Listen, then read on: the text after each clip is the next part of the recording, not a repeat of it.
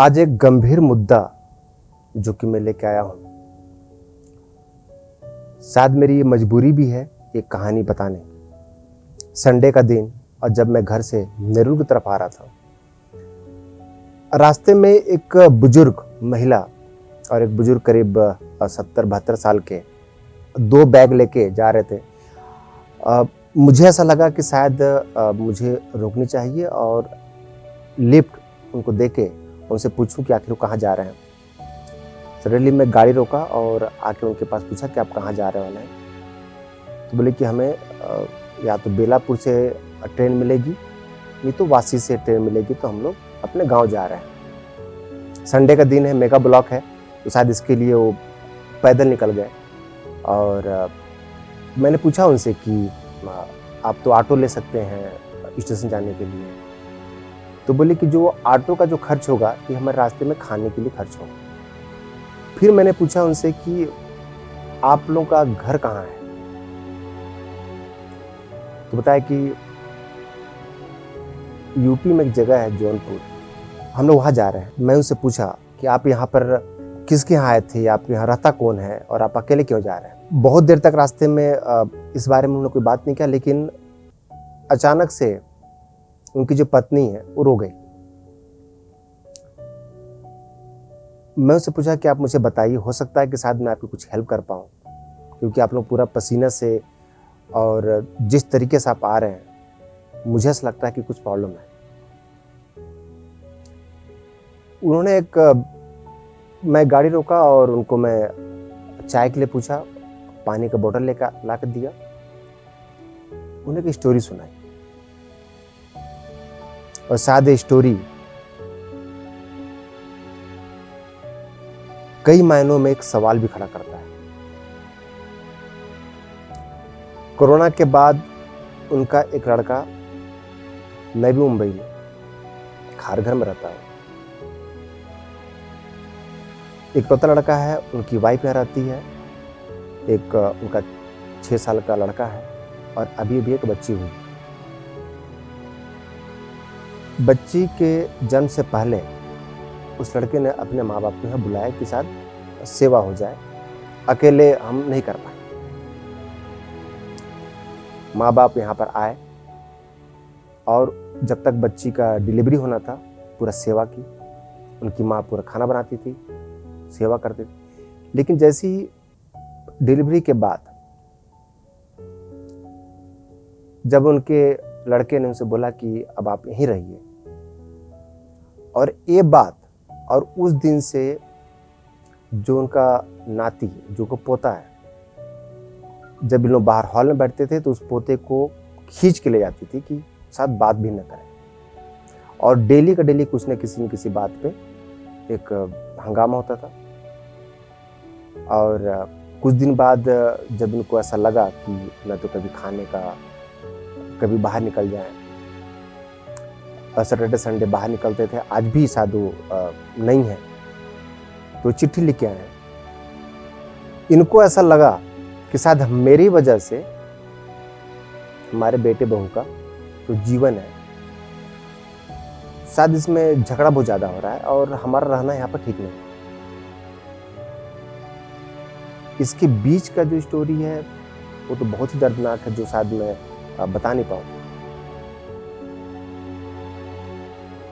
उन्होंने आज एक चिट्ठी लिखा कि जब वो लोग उनको छोड़ के गए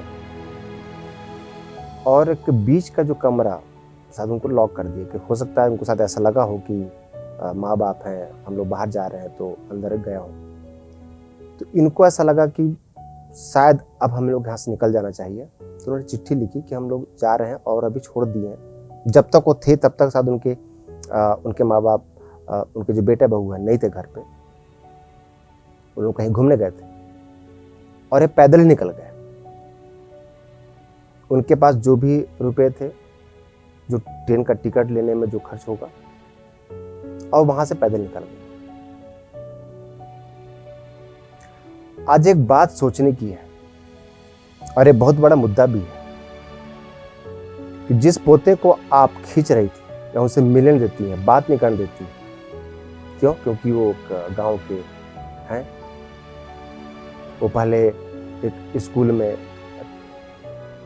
टीचर, लेकिन टीचर से पहले उन्होंने बताया कि हम एक चपरासी थे, चपरासी से फिर वो सामान्यतः जो सालों के बाद उन्होंने पढ़ाई किया और एक टीचर बने, हो रिटायर हो गए। मतलब कि उनका रहन सहन आपको पसंद नहीं आ रहा। जब तक काम था उनको बुलाया, और जब उनको ऐसा लगा कि शायद अभी यहीं रहने वाले हैं तो प्राइवेसी में प्रॉब्लम आ रही। आज मैं जो बेटे बहू हैं जिनका एज हो गया है, जो यंग है, उनको लग रहा है कि अभी जैसा वो अपने माँ बाप के साथ व्यवहार कर रहे हैं, कि आपका बेटा जो आपकी बात मानता है भाई, जिनके लिए आप कर रहे हो, तो इस चीज को एक समय जब वो हॉस्टल में जाएगा, बाहर जाएगा, जरूर देखा कि उसके दादा दादी कहाँ है, उसके चाचा कहाँ है, उसकी बुआ कहाँ है, उसकी फैमिली किधर है। बुजुर्ग आप भी होंगे और उस समय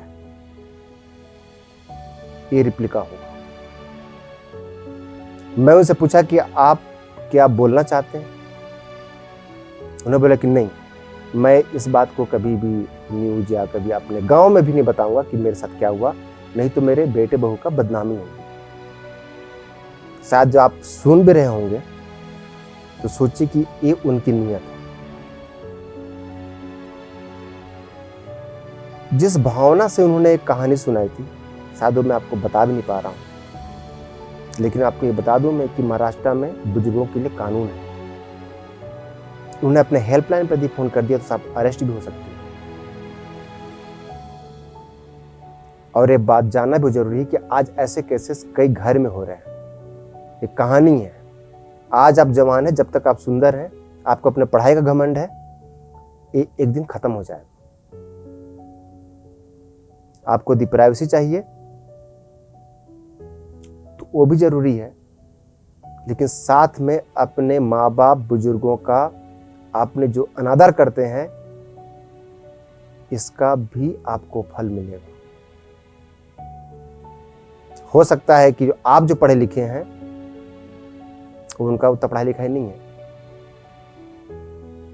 लेकिन जो संस्कार उन्होंने दिया, शायद उसी संस्कार की वजह से उनके बेटे साहब की शादी हुई है। सिर्फ इस बात पे कि ये कंटिन्यू यहां पर न रह जाएं, इसलिए उन पे चोरी का इल्जाम, बात बात में झिड़कना, अपने पोते से नहीं मिलने देना, ताना मारना, ये सब के सब निकले। क्योंकि उन्होंने मुझे बोला था कि आप नाम, एड्रेस नहीं बताने के लिए, मैं उनका सम्मान करते हुए आपके नाम नहीं बता रहा हूं, लेकिन जो भी सुन रहे हैं या आप भी सुन रहे हैं, आने वाला समय ये फल आपको मिलेगा। आज ये वृद्धाश्रम में इतने सारे बुजुर्ग जो जाते हैं, और जब उनसे बात होती है तो सिर्फ और सिर्फ उनका यही कहना होता है कि नहीं, हम लोग यहाँ पर सुखी हैं, हमारी वजह से हमारे बेटे बहू को तकलीफ ना हो। और आश्रम में रहने वाले भी ऐसे कई बुजुर्ग जिन्होंने अपने बेटे और बेटी का नाम नहीं लेते हैं। क्यों? ताकि उनकी बदनामी भी ना हो। और वहां से पूछते हैं, वहां किसी न किसी तरीके से फोन करवा के पूछते हैं उनका हालचाल कैसा है। एक बहुत ही गंभीर मुद्दा है, और शायद आने वाले समय में मैं इस बारे में, इस चीज को मैं हमेशा बोलता रहूंगा। जब ये कहानी सुनते समय और सुनाते समय मैं वो एक्सप्रेशन, वो जो दर्द शायद मैं बयान नहीं कर सकता, जो दर्द मैंने आज सुना और जिस तरीके से उन्होंने बताया। उनको तिलक नगर रेलवे स्टेशन पर छोड़ के आने के बाद मैं ही सोच रहा था कि मैं करूं तो करूं क्या। आखिर ऐसे कितने घर में ऐसे हो रहे हैं, और हो भी रहा है। अब आपको जगना है, आपके आसपास भी ऐसे कहीं ऐसी कोई घटना घट रही है, ऐसी कोई प्रताड़ना हो रही है, तो आप हमें लिखें, हमें मैसेज करें। हम उनको एक्सपोज करेंगे। ऐसे ही वीडियोस के लिए बने रहिए द पब्लिक न्यूज 24 के साथ। अगर आपको हमारा ये वीडियो पसंद आया तो लाइक करें, शेयर करें, सब्सक्राइब करें और अपना सुझाव कमेंट बॉक्स पर डालना ना भूलें।